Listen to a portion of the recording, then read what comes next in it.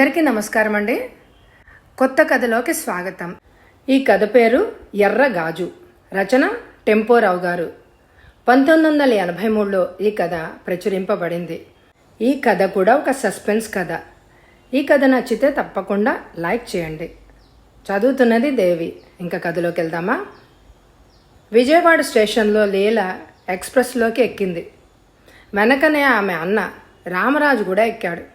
ఇద్దరూ కొంచెంసేపు మౌనంగా నిలబడ్డారు.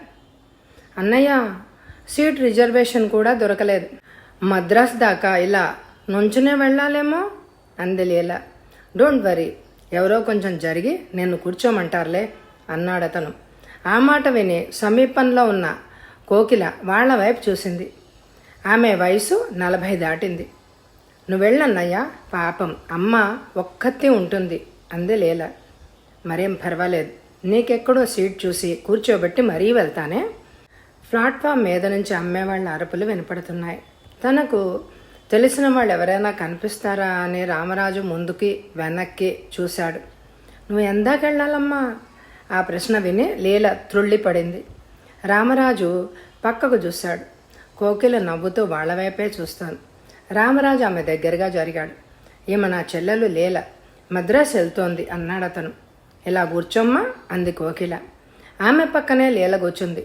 సంతోషపడుతూ రామరాజు ఆమె వంక చూశాడు. మీరు మద్రాస్కే వెళ్తున్నారా? ఎస్, మద్రాసే. అక్కడ గాబ్రేజ్ సర్జికల్ క్లినిక్లో నేను నర్సుగా పనిచేస్తున్నాను అంది ఆమె. చూడండి, మా చెల్లెలు ఇంతవరకు మద్రాసు వెళ్ళలేదు, ఒంటరిగా ప్రయాణం చేయలేదు. అందువల్ల నాకు గాబరాగా ఉంది.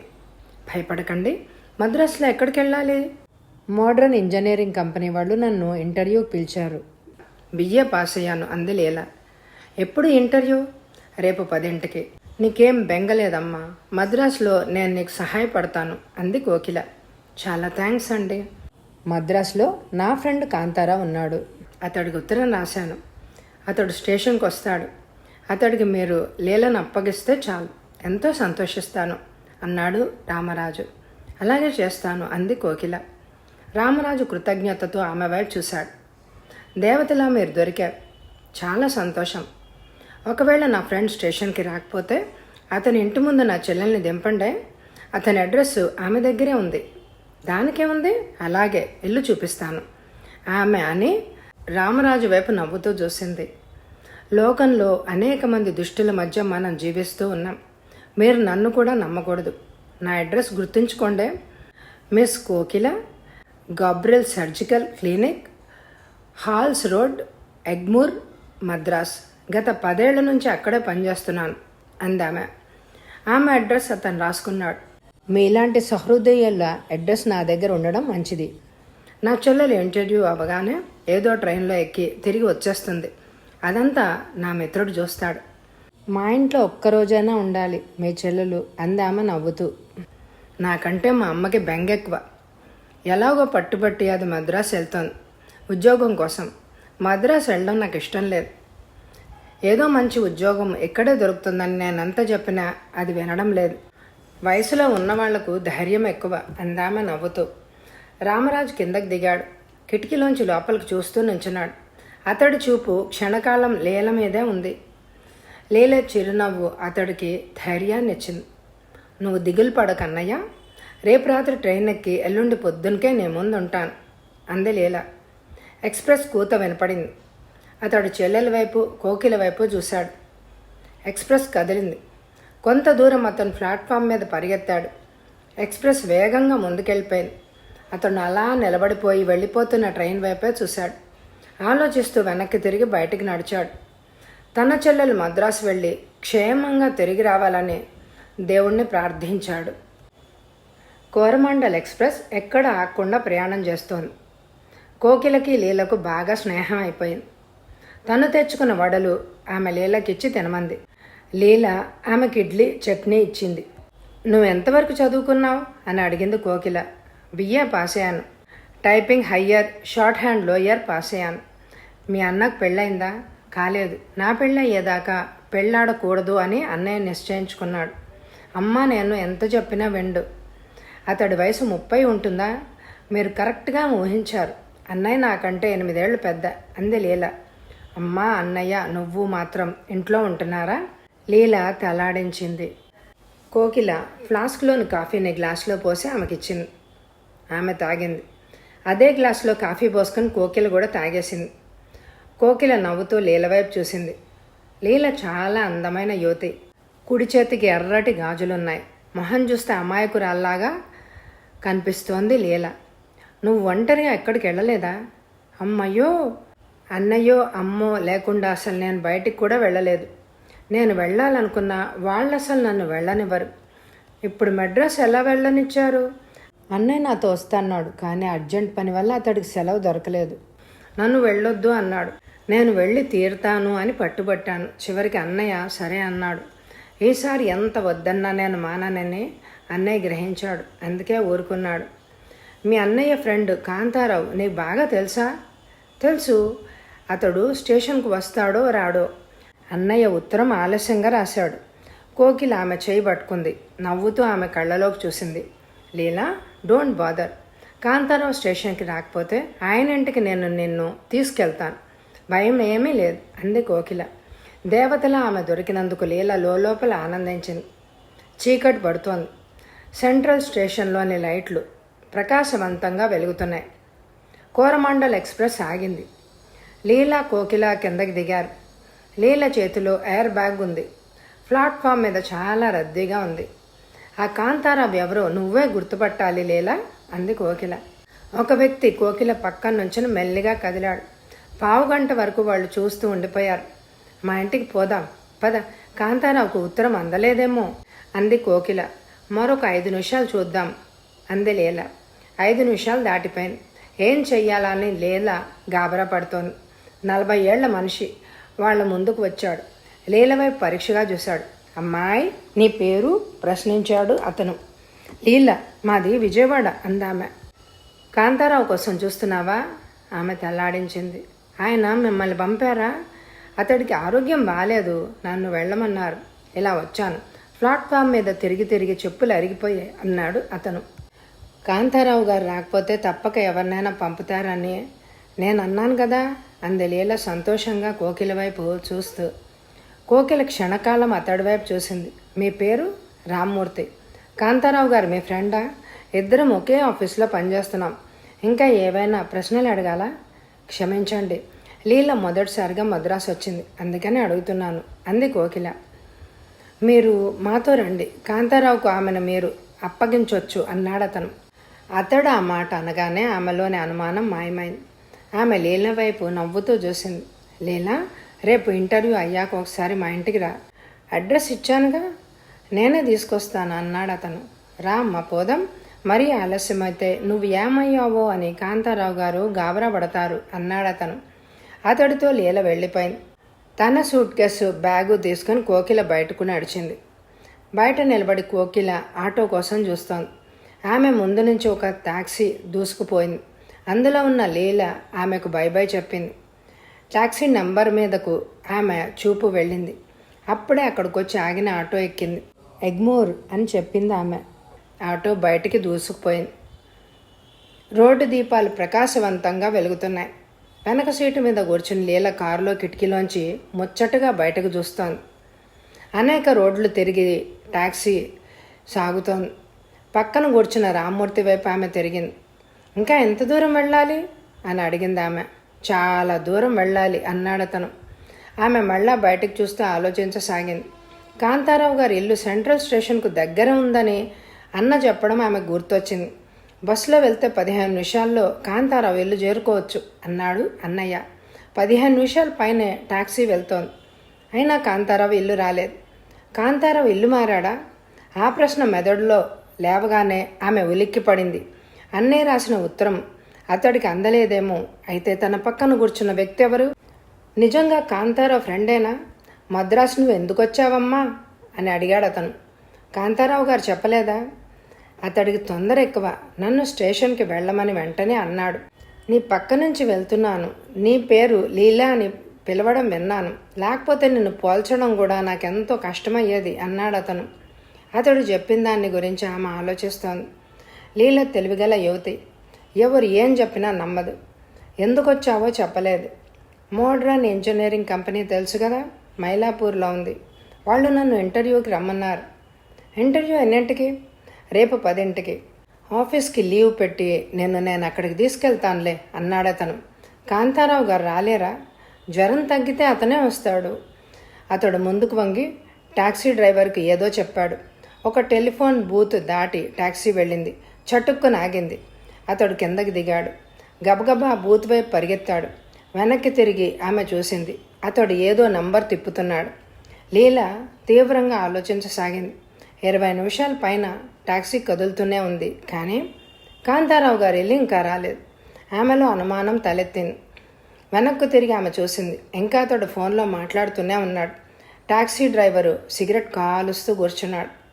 కారు తలుపు మెల్లగా తెరిచి ఎయిర్ బ్యాగ్ తీసుకుని ఆమె కిందకి దిగింది. రోడ్డు దాటి అటువైపు ఉన్న షాపుల వైపు పరిగెత్తింది. వేగంగా నడుస్తూ పేవ్మెంట్ వెంట వెళ్ళిపోయింది. రిసీవర్ పెట్టేసి బూత్లోంచి అతడు బయటపడ్డాడు. పరిగెత్తుకొచ్చి టాక్సీ ఎక్కి తలుపు మూశాడు. పక్కకు చూశాడు. ఆమె లేదు. అమ్మాయి ఎక్కడా అడిగాడు డ్రైవర్ని. ఎక్కడికి పోయిందో నాకేం తెలుసు అన్నాడు డ్రైవర్. అతను కిందకి దిగి ఆమె కోసం అటు ఇటు చూశాడు. ఎక్కడా కనపడలేదు. నేను అలా వెళ్ళి చూసొస్తాను, నువ్వు ఇక్కడే ఉండు అన్నాడతను. మీటర్ ఛార్జీ చెల్లించి వెళ్ళి వెతుకు అన్నాడు డ్రైవర్. అతడు మీటర్ చూసి డబ్బులు చెల్లించాడు. వేగంగా రోడ్డు దాటి ఆమెను వెతుకుతూ వెళ్ళాడు. లీల ధైర్యంగా ముందుకు నడుస్తోంది. ఒక బట్టల షాపు బోర్డును చూసి తను ఐనావరంలో ఉన్నట్టు గ్రహించింది. ఇప్పుడు తనేం చేయాలి? ఆమె టైం చూసింది. 7 దాటింది. తిన్నగా కోకిల ఇంటికి వెళ్ళడం మంచిదేమో. ఏమో కోకిల ఎటువంటిదో. తనకు సంభవించిన అనుభవాన్ని బట్టి ఆలోచిస్తే ఈ పట్టణంలో ఎవ్వరినీ నమ్మకూడదు అని అనిపిస్తోంది. టాక్సీలోని వ్యక్తి తన కోసం వెతుకుతాడేమో. తను ధైర్యంగా ఉండాలి. ఈ మహాపట్నంలో ధైర్యం ఉంటే కానీ బ్రతకడం కష్టం. పేవ్మెంట్ ఎమ్మటి పోతూ ఆమె ఏదో బోర్డు చూసి ఆగింది. Hotel Midland boarding and lodging అని పెద్ద అక్షరాలతో ఉంది. హోటల్లో అనేక మంది ఉంటారు. అక్కడ గది తీసుకుని ఉండడం మంచిదేమో. ఆమె ఆలోచిస్తూ లోపలికెళ్ళింది. ముందు గదిలో కౌంటర్ వెనక ఉన్న గుమాస్తా ఆమె వైపు చూశాడు. నాకు గది కావాలి అందామె. ఎన్ని రోజులు ఉంటారు అని అడిగాడు గుమాస్తా. రేపు సాయంత్రం వెళ్ళిపోతాను. గదికి 30 రూపాయలు. టిఫిన్ భోజనం వగైరా కావలిస్తే వాటికి వేరే డబ్బు చెల్లించాలి. All right. అతడు పెద్ద బుక్లో ఆమె వివరాలన్నీ రాసి సంతకం పెట్టమన్నాడు. సంతకం పెట్టాక 30 రూపాయలు అడ్వాన్స్ ఇమ్మన్నాడు. ఆమె ఇచ్చింది. అతడు ఒక తాళం చెవిని ఆమెకిచ్చాడు. రూమ్ నంబర్ 20 కింద భాగంలోనే ఉంది. అలా వెళ్ళి కుడివైపు తిరగండి, మీ గది వస్తుంది. ఆమె వెనుతిరిగి నడిచింది. నడవమ్మట వెళ్ళి 20 నంబర్ తాళం తెరిచి లోపలికి అడుగుపెట్టింది. గది చిన్నదైనా చాలా శుభ్రంగా ఉంది. అటాచ్డ్ బాత్రూమ్ ఉంది. గది తలుపులు మూసి లోపల గడియను బిగించింది ఆమె. కుర్చీలో కూర్చుని కాసేపు విశ్రాంతి తీసుకుంది. అన్నయ్య రూపం ఆమె మెదడులో మెదిలింది. అతడు తనను BA దాకా చదివించాడు. తన కోసం ఎంతో కష్టపడుతున్నాడు. తన కోసం అతని సుఖాన్ని త్యాగం చేశాడు. అందుకే ఆమె తెగించి మద్రాసు వచ్చింది. తను కూడా ఎంతో కొంత గడిస్తే కుటుంబానికి ఉపయోగపడుతుంది. తన అన్నకొచ్చేది 800. అందులో 3 జీవించాలి. ప్రతి నెల అందులోంచి 100 రూపాయలే అన్నయ్య బ్యాంకులో వేస్తాడు తన పెళ్లి కోసం. అన్నయ్య మంచి బట్టలు కూడా కొనుక్కోడు. పాత ప్యాంట్లతో జీవితాన్ని గడిపేస్తున్నాడు. తను డబ్బు గడించి కుటుంబ పరిస్థితిని మార్చాలి. ఎవరో తలుపు తట్టారు. ఆమె తుళ్ళిపడింది. తన ఊహల్లోంచి మేల్కొంది. మెల్లిగా వెళ్ళి తలుపు తెరిచింది. హోటల్ నౌకర్ బయట నిలబడి ఉన్నాడు. మీకు భోజనం కావాలా? మరొక అరగంటలో పట్టుకురా అందామె. అలాగే అని చెప్పి అతడు వెళ్ళిపోయాడు. ఆమె తలుపులు మూసి గడియబెట్టేసింది. అటాచ్డ్ బాత్రూంలోకి వెళ్ళి ఆమె హాయిగా స్నానం చేసింది. దుస్తులు మార్చుకొని ఆమె పరుపు మీద వాలింది. తలుపు తట్టగానే ఆమె లేచింది. తలుపు తెరిచింది. హోటల్ నౌకర్ పెద్ద ప్లేట్లో భోజనం తెచ్చి టేబుల్ మీద ఉంచాడు. కూజాలోని నీళ్లు గ్లాసులో పోసి పక్కనే పెట్టాడు. చూడండి, మరేమైనా కావాలా అని అడిగాడు అతను. ఆమె కంచం వైపు చూసింది. ఏం అక్కర్లేదు, అరగంట తర్వాత వచ్చి నువ్వు ప్లేట్ పట్టుకొని వెళ్ళిపో అందామె. అతను బయటికి వెళ్ళిపోయాడు. ఆమె తలుపులు మూసుకొని భోజనం చేయడం ప్రారంభించింది. ఇప్పుడు ఆమెకు ధైర్యంగా ఉంది. ఆకలితో ఆమె తినసాగింది. సరిగ్గా 9:30కి లీలా మోడ్రన్ ఇంజనీరింగ్ కంపెనీ ఆఫీస్కి చేరుకుంది. విశాలమైన ముందు హాల్లో ఒక యువకుడు ఆమెకు ఎదురయ్యాడు. ఆమె వైపు అతడు ఆశ్చర్యంగా చూశాడు. మీరు స్టెనోగ్రాఫర్ ఉద్యోగానికి వచ్చారా? తీయటి కంఠంతో అడిగాడు అతను. అవును, నా పేరు లీల, విజయవాడ నుంచి వచ్చాను అందామె. ఆమెను తనతో రమ్మన్నాడు. అతడు వెనకే ఆమె నడుస్తోంది. నా పేరు ఆనంద్ మోహన్, నేను ఈ కంపెనీ అధిపతికి పర్సనల్ అసిస్టెంట్గా ఉంటున్నాను అని అన్నాడతను. Very happy to meet you అందామె. ఒక గదిలోకి అతడు ఆమెను తీసుకెళ్ళాడు. గదిలో 100 మంది యువతలు కుర్చీల్లో కూర్చుని ఉన్నారు. వాళ్ళని చూసి ఆమె ఉలిక్కి పడింది. అతడి వంక చూసింది. ఒక్క ఉద్యోగానికి ఇంతమంది క్యాండిడేట్సా అడిగింది ఆమె ఆశ్చర్యంగా. మా కంపెనీ చాలా పెద్దది. స్టెనో టైపిస్ట్కి ఇక్కడ 1200 ఇస్తారు, అందువల్ల ఎక్కువ మంది వస్తారు అన్నాడు అతను. గుమ్మంలో నిలబడి ఆమె అందరి వైపు చూసింది. అంతమందిలోనూ తనకు ఉద్యోగం వచ్చే అవకాశం తక్కువ. తను అనవసరంగా ఇంత దూరం వచ్చింది. రైలు ఖర్చు, హోటల్ ఖర్చు దండగా.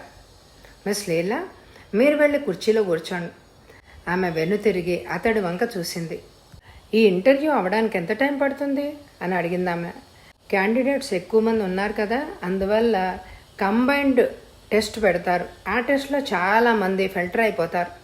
5, 6 మిగులుతారు. వాళ్లకు వేరే టెస్ట్ ఉంటుంది. అందులో ఎన్నికైన 2కి ఇక్కడ ఉద్యోగాలు ఇస్తారు. ఆమె అతడి వైపు నవ్వుతూ చూసింది.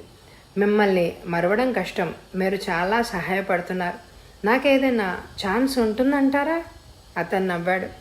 యువకుడు హుషారుగా స్మార్ట్గా ఉన్నాడు. వీళ్ళందరినీ చూసి ఛాన్స్ లేదు అని అనుకోకూడదు. 3 ఏళ్ల క్రితం నేను ఇంటర్వ్యూకి వచ్చినప్పుడు 500 మంది క్యాండిడేట్స్ ఉన్నారు. మీలాగే నేను కూడా ఆంధ్రా నుంచే వచ్చాను, కాకినాడ నుంచి. చివరికి ఉద్యోగం నాకు వచ్చింది. అలా లక్ మీకు కూడా రావచ్చు. మీ మాటలు ఫలిస్తాయేమో చూద్దాం అని ఆమె ఖాళీ కుర్చీలోకి వెళ్ళి కూర్చుంది. టెస్టులన్నీ పూర్తయ్యాయి. సరిగ్గా 3ంటికి లీలా ప్రొపరేటర్ దంతూర్ గదిలోకి వెళ్ళింది. దంతూర్ ముందున్న టేబుల్ మీద 6 టెలిఫోన్లు ఉన్నాయి. అతని వయసు 50 ఉంటుంది. అతడు ఆమెకేసి నవ్వుతూ చూశాడు. మిస్ లీలా, నీకు జాబ్ ఇస్తాం. వచ్చే నెల 1 నుంచి నువ్వు డ్యూటీలో చేరొచ్చు. అపాయింట్మెంట్ ఉత్తరం నీ అడ్రస్కు పోస్ట్లో పంపుతాం. కంగ్రాచ్యులేషన్స్ అన్నాడతను. ఆమె నోటంట మాట పెగలేదు. ఆమె హృదయం ఆనందంతో నిండిపోయింది.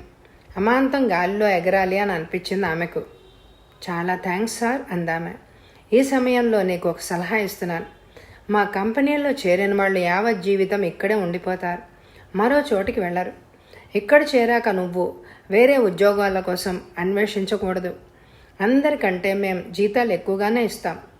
అంతేకాదు మా కంపెనీలో పనిచేసే వారికి అనేక సౌకర్యాలు మేం చేకూర్చుతాం. నేను మరో చోటుకి వెళ్ళను సార్ అంది లీలా. నీకు మేము ఫ్లాట్ ఇస్తాం. మా వ్యాన్లో నువ్వు ఆఫీస్కి రావచ్చు, అదే వ్యాన్లో ఇంటికి వెళ్ళొచ్చు. ఇదంతా నీకు మా ఉత్తరంలో తెలియజేస్తాం అన్నాడు అతను. మీ కంపెనీలో ఉద్యోగం దొరకడం నా అదృష్టంగా భావిస్తున్నాను సార్ అందామె. ఆనంద్ మోహన్ గదిలోకి వచ్చి అధిపతి పక్కకెళ్ళాడు.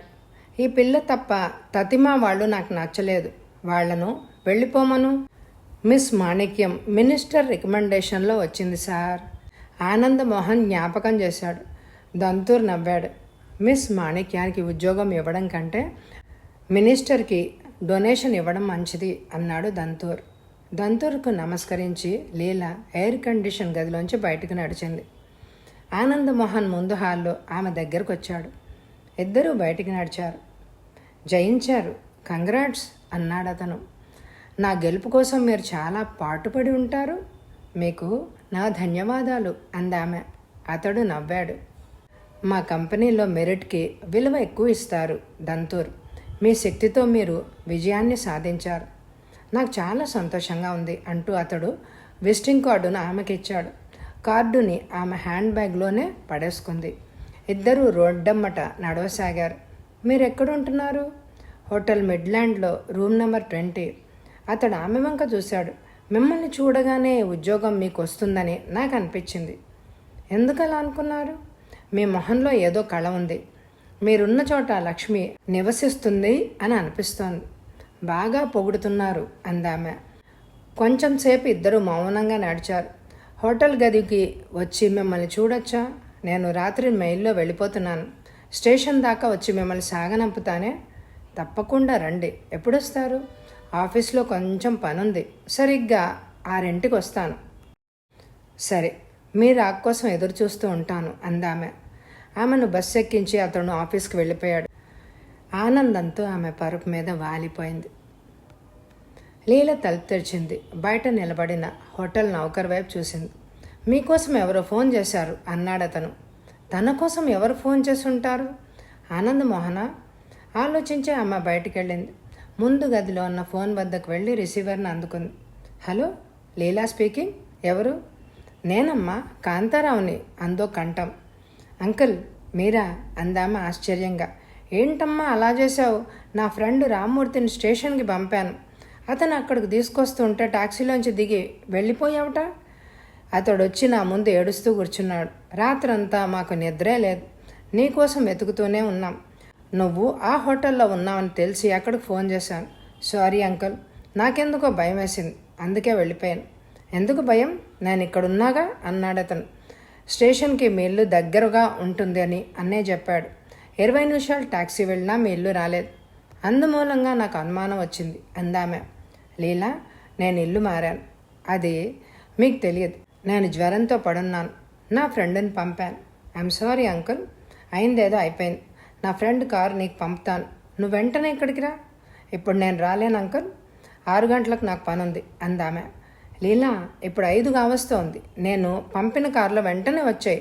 6 లోపల నేను హోటల్కి పంపించేస్తాను. నువ్వు వస్తే కానీ నాకు నిద్ర పట్టదు. మీ ఇల్లు ఎక్కడుంది? North Jagannath Nagar, street number 9, building number 95. ఇది నా కొత్త అడ్రస్. అలాగే, వస్తాను అంకుల్ అందామె. కారు ఇప్పుడే బయలుదేరింది. కాసేపట్లో అక్కడికి వస్తుంది. దానిలో కూర్చొని వెంటనే వచ్చాయి. తప్పక వస్తాను అందామె.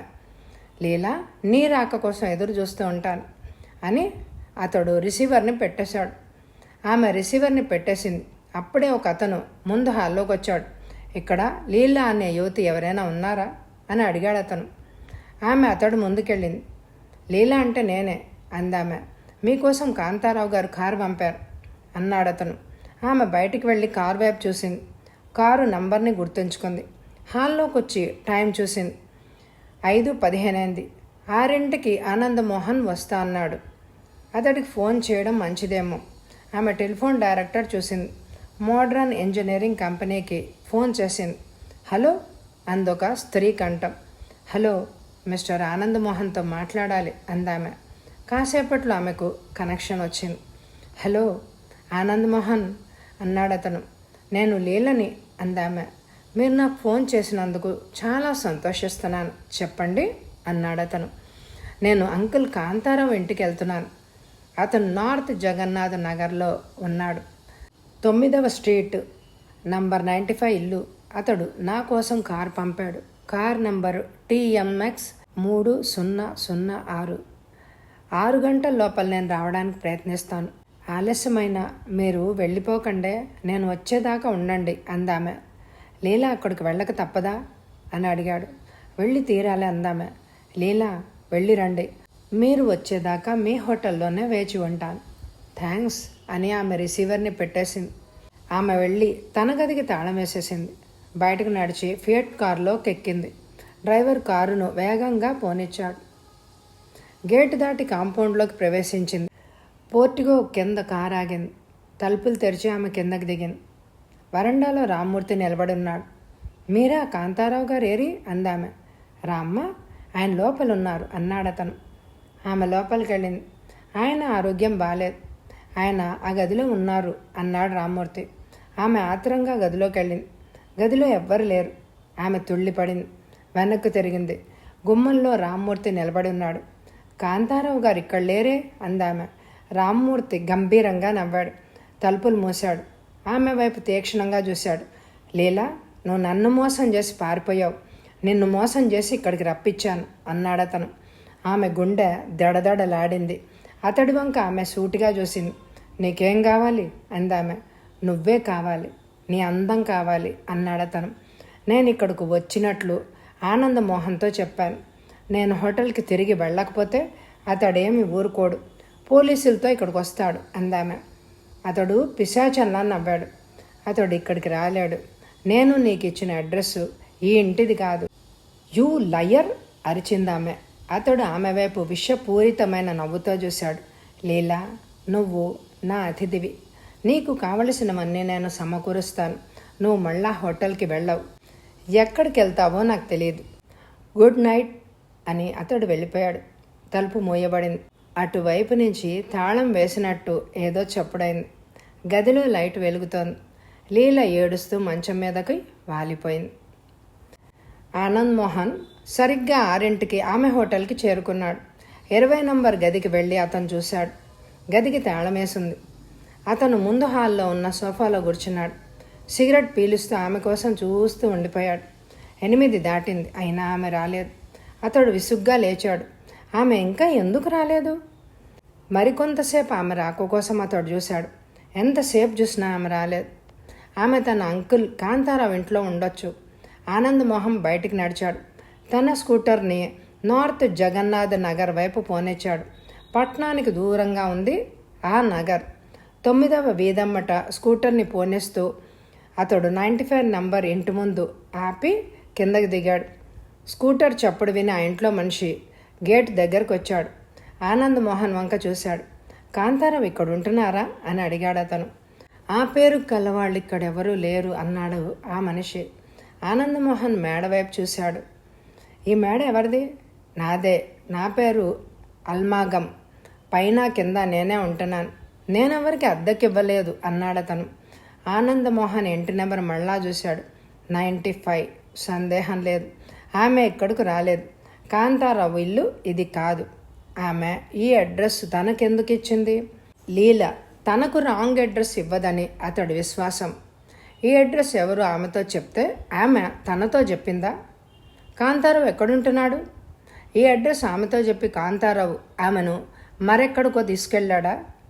ఆనందమోహన్ ఆలోచిస్తూ స్కూటర్ దగ్గరికి నడిచాడు. సిగరెట్ వెలిగించి ఆలోచిస్తూ నిలబడ్డాడు. కాంతారావు అడ్రస్, అతడు పంపిన కార్ నంబరు ఆమె అతడికిచ్చింది. అవన్నీ ఎందుకు ఇచ్చింది? లోపల అనుమానపడుతూ ఆమె ఆ కారులో వెళ్ళిందా? అతడు స్కూటర్ని స్టార్ట్ చేసి పోనిచ్చాడు. ఈపాటికి ఆమె హోటల్కి వచ్చి ఉంటుందేమోనని. అతడు స్కూటర్ని వేగంగా ఆమె హోటల్ రూమ్కి పోనిచ్చాడు. స్కూటర్ దిగి ముందు హాల్లోకి వెళ్ళాడు. కౌంటర్ వెనకనున్న గుమాస్తా వైపు చూశాడు. లీల తన గదికి వచ్చిందా అని అడిగాడు. ఇంకా రాలేదు సార్ అన్నాడా గుమాస్తా. ఆ వార్త వినగానే అతడి గుండె దడదడా కొట్టుకుంది. అతడు టైం చూసుకున్నాడు. 10 దాటింది. రాత్రి ట్రైన్లో తన ఊరు వెళ్తానని ఆమె తనతో చెప్పింది. కానీ ఆమె వెళ్ళలేదు. ఆమె ఎందుకు వెళ్ళలేదు? తనని రమ్మని ఆమె గదిలో ఎందుకు లేదు? ఆమె ఏదో ఆపదలో ఇరుక్కుని ఉండాలి. ఆనంద్ మోహన్ కౌంటర్ ముందుకు వెళ్ళి గుమాస్తా వంక చూశాడు. లీల కోసం ఎవరొచ్చారు? ఎవరు ఆమెతో ఫోన్లో మాట్లాడారు. తర్వాత కారు వచ్చింది. డ్రైవర్తో బయటికి వెళ్ళి ఆమె కారు ఎక్కింది. వెళ్ళేటప్పుడు ఆమె మొహం ఎలా ఉంది? నవ్వుతూ ఉందా? ఆమె మొహంలో నవ్వు లేదు, విచారం కూడా లేదు. ఏదో ఆలోచిస్తూ ఉంది అన్నాడు గుమాస్తా. కారు రాగానే ఆమె వెళ్ళిపోయిందా అన్నాడు ఆనంద్ మోహన్. ఆమె ఫోన్ చేసి ఎవరితో మాట్లాడింది సార్. తర్వాత ఆమె కారులో వెళ్ళిపోయింది. ఆమె తనకు ఫోన్ చేసింది. ఆలోచిస్తూ ఆనంద్ మోహన్ సిగరెట్ వెలిగించాడు. పొగ పీల్చి వదులుతూ తన స్కూటర్ వైపు నడిచాడు.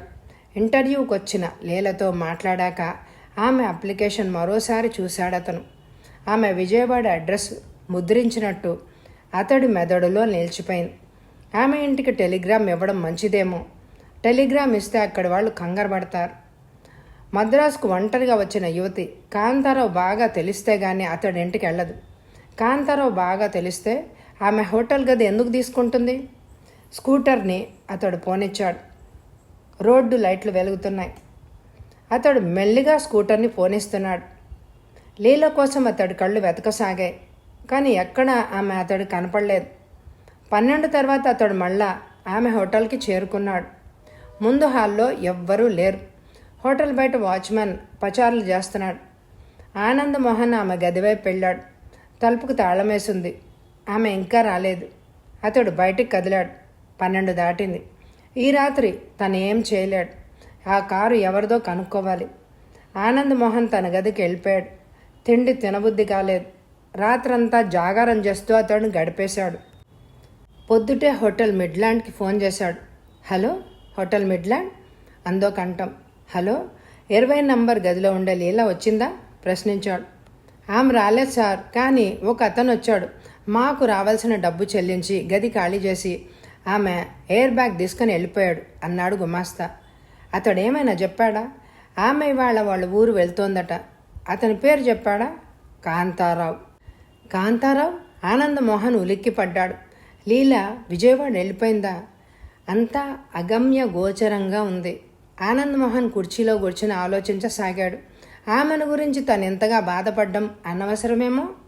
ఆమె ఇంటర్వ్యూకి వచ్చింది. తర్వాత తను వస్తానంటే గదికి రమ్మంది. ఆమెతో తనకంత పరిచయమే లేదు. ఆమె గురించి తను ఎంతగా దిగులు పడ్డం వృధా. కానీ ఎంత ప్రయత్నించినా లీల రూపం అతడి మెదడులోంచి తొలగిపోవడమే లేదు. ఆమెను మొదటిసారిగా చూడగానే తన హృదయంలో ఏదో జ్యోతి వెలిగినట్లు అనిపించింది. ఆమెను అతడు మర్చిపోవడం కష్టమేమో. ఆనందమోహన్ తన ఆఫీస్కి చేరుకున్నాడు. తను చేయగలిగింది ప్రస్తుతం ఏం లేదు. త్వరలో వచ్చి తన ఉద్యోగంలో చేరుతుంది. జరిగిందంతా అప్పుడు ఆమె చెప్తుంది. తన పనిలో అతడు నిమగ్నుడు అయిపోయాడు. కంపెనీ టెలిఫోన్లు 2 అతడి టేబుల్ మీద ఉన్నాయి. టెలిఫోన్ మోగింది. అతడు రిసీవర్ ఎత్తాడు. మోడ్రన్ ఇంజనీరింగ్ కంపెనీ అన్నాడు. హలో, నేను విజయవాడ నుంచి మాట్లాడుతున్నాను. నా పేరు రామరాజు. నా చెల్లెలు లీల స్టెనో టైపిస్ట్ ఉద్యోగం కోసం ఇంటర్వ్యూకి అక్కడికి వచ్చింది. ఆమె నిన్న రాత్రే బయలుదేరి ఇక్కడికి రావాలి, కానీ ఆమె రాలేదు. నాకు చాలా గాబరాగా ఉంది సార్. రామరాజు గారు, లీల ఇంటర్వ్యూకి వచ్చింది. Good news. ఆమెకి ఉద్యోగం కూడా వచ్చింది మా కంపెనీలో. ఆమె మద్రాసులో ఉన్న కాంతారావు ఇంటికి వెళ్ళిందని విన్నాను అన్నాడు ఆనందమోహన్. అయితే పర్వాలేదు, వాడు దాన్ని 2 రోజులు ఉండమని ఉంటాడు. కాంతారావు అడ్రస్ చెప్తారా? నెంబర్ 10 చిన్న తంబి స్ట్రీట్, ట్రిప్లికెన్. మీరు లీలను కలుసుకుంటే నేను ఫోన్ చేసినట్టు చెప్పండి. తొందరగా వచ్చేయమనండి. అమ్మ బెంగ పెట్టుకుంది. అలాగే చెప్తాను సార్. తన పేరు ఆనందమోహన్. మీరిచ్చిన అడ్రస్కి వెళ్ళి ఆమెకు అంతా చెప్తాను. అవసరమైతే నేను మీకు ఫోన్ కూడా చేయొచ్చా? పొద్దుటి 9 నుంచి సాయంత్రం 5 దాకా నేను ఆఫీస్లో ఉంటాను సార్. మాది కృష్ణ కెమికల్స్ కంపెనీ. మీరు ఎప్పుడు కావాల్సినా నాకు ఫోన్ చేయొచ్చు. అకౌంటెంట్ రామరాజు అని అడగండి అని అతడు 2 టెలిఫోన్ నంబర్లు ఇచ్చాడు. ఆ నంబర్లు ఆనందమోహన్ తన డైరీలో రాసుకున్నాడు. ఆనందమోహన్ గారు, ఇంత స్నేహభావంతో మాట్లాడినందుకు మీకు నా ధన్యవాదములు. మిమ్మల్ని ఎప్పుడో కలుసుకుంటానని ఆశిస్తున్నాను. దానిదేముంది సార్, మీ చెల్లెలు ఇక్కడ ఉద్యోగంలో చేరుతుంది కదా, అప్పుడు మిమ్మల్ని చూసే అవకాశం నాకు కూడా లభిస్తుంది. ఉంటాను సార్ అని రామరాజు రిసీవర్ని పెట్టేశాడు. ఆనందమోహన్ హుషారుగా కుర్చీలోంచి లేచి బయటకు నడిచాడు. తన స్కూటర్ని ట్రిప్లికెన్ వైపు హుషారుగా పోనిచ్చాడు. ఆమె బ్రహ్మాండంగా నాటకమాడి తనని ఫూల్ చేసింది. 6ంటికి రమ్మని ఎక్కడికో పోయింది. ఏదో కార్ నంబరు రాంగ్ అడ్రస్ ఇచ్చి అతనికి నిద్ర లేకుండా చేసింది. కాంతారావు ఇంటి ముందు తన స్కూటర్ ఆగ్గానే ఆమె తుళ్ళిపడింది. ఆ అడ్రస్సు తనకెలా తెలుసా అని ఆమె ఆశ్చర్యపోతుంది. ఆనందమోహన్ తన స్కూటర్ని వేగంగా పోనిచ్చాడు. మెయిన్ రోడ్డు మీద నుంచి ఎడంవైపునున్న చిన్న తంబు స్ట్రీట్లోకి స్కూటర్ని అతను పోనిచ్చాడు. 10వ నంబరు ఇంటి ముందు స్కూటర్ ఆపి ఆనందమోహన్ కిందకి దిగాడు. పాతబడిన ఇల్లు. ముందు మెట్లెక్కి అతను వరండా మీదకెళ్ళాడు. హాల్లోకి చూస్తూ అతను బయట నిలబడ్డాడు.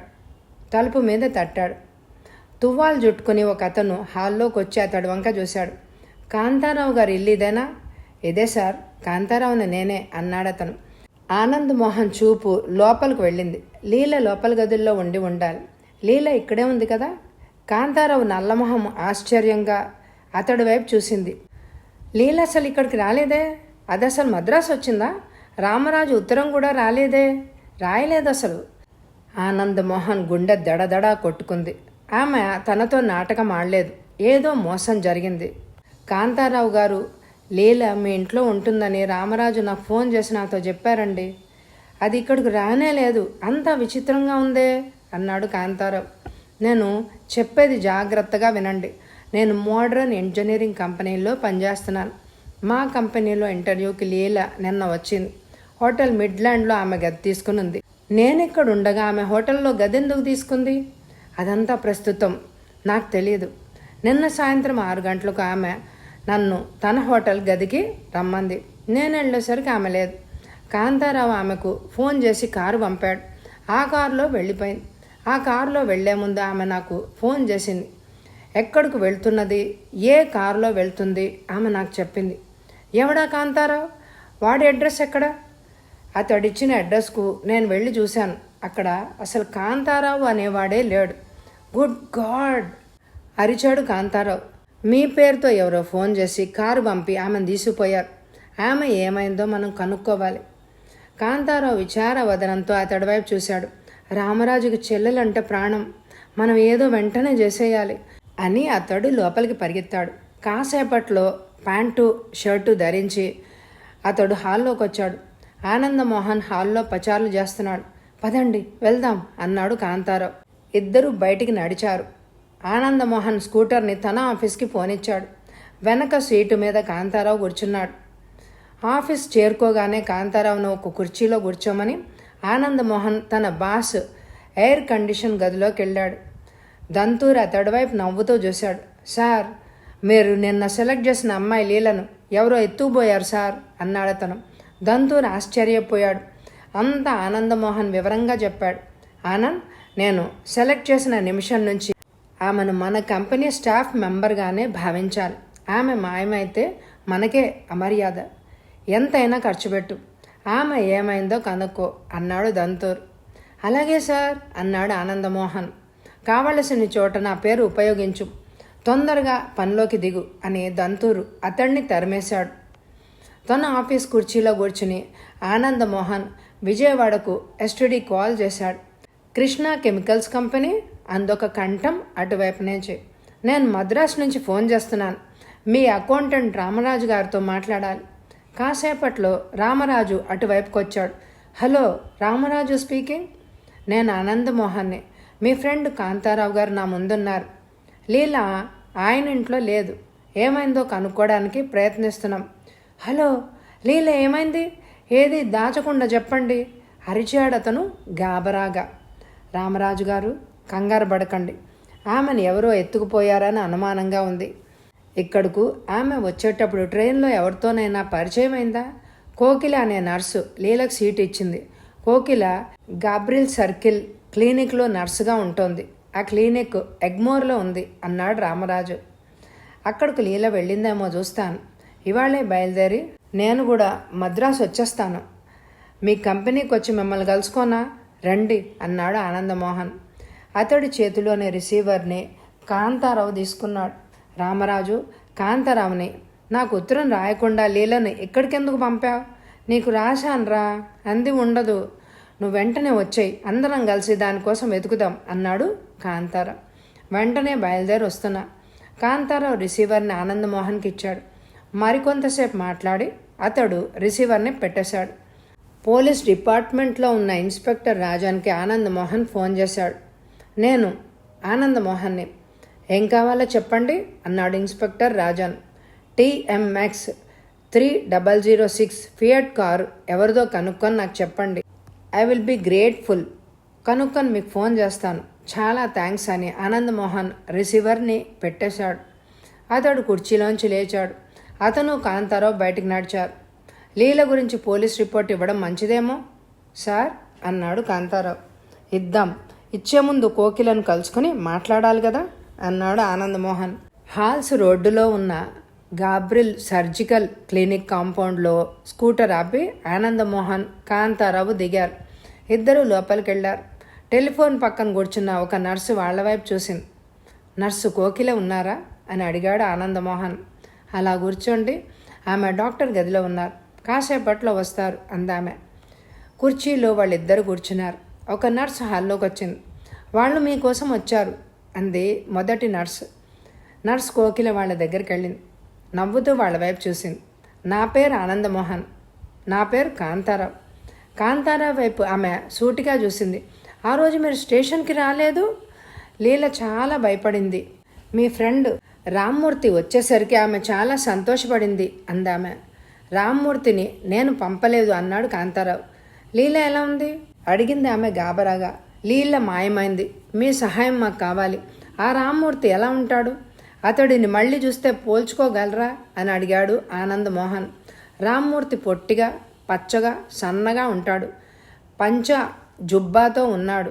నుదురు మీద ఎర్రటి బొట్టు. అతడి అసలు పేరు రామ్మూర్తి కాకపోవచ్చు అందామె.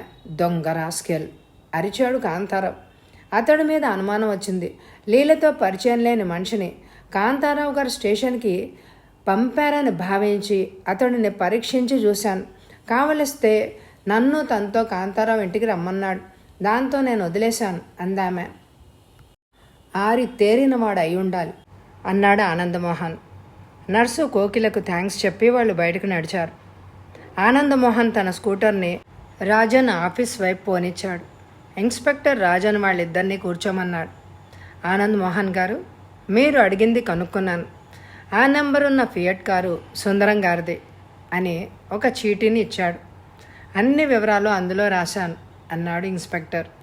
చీటీలో రాసింది చదివిన ఆనందమోహన్ కుర్చీలోంచి లేచాడు. ఇన్స్పెక్టర్ రాజానికి ధన్యవాదాలు అర్పించి బయటకొచ్చాడు. వెంట వెళ్ళాడు కాంతారావు. విశాలమైన కాంపౌండ్లో స్కూటర్ ఆగింది. ఆనందమోహన్, కాంతారావు దిగారు. సమీపంలో 1/2 డజన్ కార్ షెడ్లు ఉన్నాయి. అందులో ఫియట్, అంబాసిడర్ కార్లు ఉన్నాయి. ముందు హాల్లోకి వెళ్ళాడు ఆనందమోహన్. సుందరం గారితో మాట్లాడాలి అన్నాడు అతను రిసెప్షన్లో ఉన్న గుమాస్తాతో. అతడు ఒక గదివైపు చేయి చూపించి వెళ్ళమన్నాడు. ఆనందమోహన్, కాంతారావులు ఆ గదిలోకి వెళ్ళారు. సుందరం పొట్టిగా నల్లగా ఉన్నాడు. మెళ్ళో బంగారు గొలుసు మెరుస్తోంది. ఏం కావాలి మీకు అని అడిగాడు. నిన్న సాయంత్రం 5 ప్రాంతంలో మీ ఫియట్ కారు హోటల్ మిడ్లాండ్కు వెళ్ళిందా? లేదు, నా దగ్గర ఒకే ఒక ఫియట్ కారు ఉంది. అందులో నేను, నా భార్య నిన్న బీచ్కి వెళ్ళాం అన్నాడు సుందరం. TMX 3006 ఫియట్ కారు హోటల్ మిడ్లాండ్కి వెళ్ళింది అన్నాడు ఆనందమోహన్ గంభీరంగా. ఆ నంబర్ తగిలించుకుని మరో ఫియట్ కారు అక్కడికి వెళ్ళిందేమో అని నవ్వాడు సుందరం. ఆనందమోహన్ లేచాడు.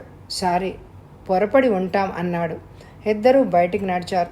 కాంతారావును స్కూటర్ దగ్గర ఉండమని ఆనందమోహన్ షెడ్ల వైపు వెళ్ళాడు. అక్కడ ఆ క్షణంలో ఎవ్వరూ లేరు. ఫియట్ కారు తలుపు తెరిచి అతను లోపల పరీక్షగా చూశాడు. వెనక సీటు ముందు కాళ్ళు పెట్టుకునే రబ్బర్ మ్యాట్ పైన ఎర్రటి గాజు కనిపించింది. దాన్ని తీసి జేబులో పడేసుకున్నాడు అతను. లీల కుడి చేతుకున్న ఎర్రటి గాజులు అతడికి గుర్తొచ్చాయి. అతడు కార్ నెంబర్ మరోసారి చూసి వేగంగా స్కూటర్ వైపు నడిచాడు. సుందరం గదిలోకి మళ్ళీ వెళ్ళాలి, రండి అన్నాడు అతను. ఇద్దరూ వేగంగా లోపలికి నడిచారు. సుందరం గదిలోకి దూసుకెళ్లారు. కాంతారావు ఎదురుగా కూర్చున్నాడు. ఆనందమోహన్ అతని పక్కకెళ్ళాడు. సుందరం, నీ ఫియట్ కారు మిడ్లాండ్ హోటల్కి వెళ్ళింది. ఒక యువతిని మీ డ్రైవర్ కారులో ఎక్కించి తీసుకుపోయాడు. ఆనందమోహన్ గద్దించాడు. అక్కడికి మా కారు వెళ్ళలేదని ఎన్నిసార్లు చెప్పాలి అరిచాడు అతను. ఆమె చేతికుండే ఈ ఎర్రటి గాజు మీ ఫియట్ కారులో మ్యాట్ మీద పడింది అని ఎర్ర గాజుని పైకి తీసి పట్టుకున్నాడు.